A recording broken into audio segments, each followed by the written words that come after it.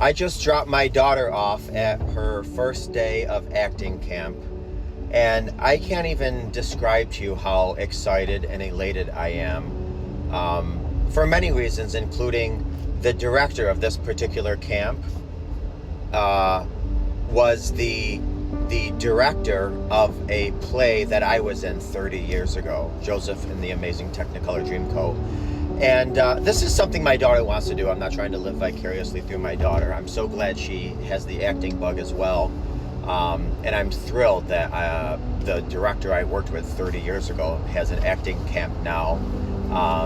It's just... but anyways, on the way driving there, she asked me, she said, how will I make friends today in camp?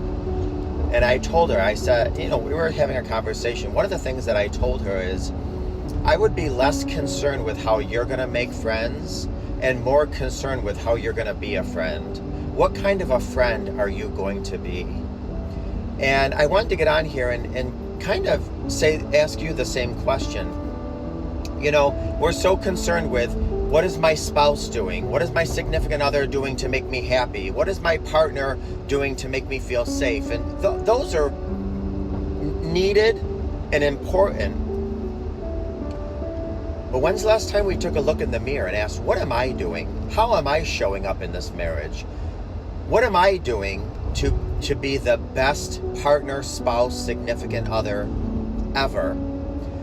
Especially for my followers of faith. When we take our last breath and we're in front of the pearly gates and Peter or whoever, or we're in front of God, our spouse is not going to be there standing by our side as our advocate. Our neighbor's not going to stand there and vouch for how nice we were every time they wanted sugar or a stick of butter. Our kids are not going to be there to say, God, he was a great dad or a great mom. No, it's you and your creator. And what your creator is going to ask you is, what did you do to be the best person to be an example of me? How did you follow my standards? How did you exemplify what I'm all about? And sure, we can say, well, God, do you know what he or she did to me? Or God, do you know what I went through? God, do you know what I endured? Of course! He created you and he knew, the beginning, the end, the Alpha, the Omega. He knew your life before. Jeremiah 1:6. He knew you while he was creating you in the womb. He knew when you were going to take your last breath before you were even conceived. I don't want to turn this into a church service, but you have a direct link with your creator. And when we take our last breath, which I'm sorry to say, we all think we got all this time. Days may be long, but the years are short. We're going to have to answer individually, who and how were we as a parent, as a friend, as a neighbor, as a spouse, as a child of God.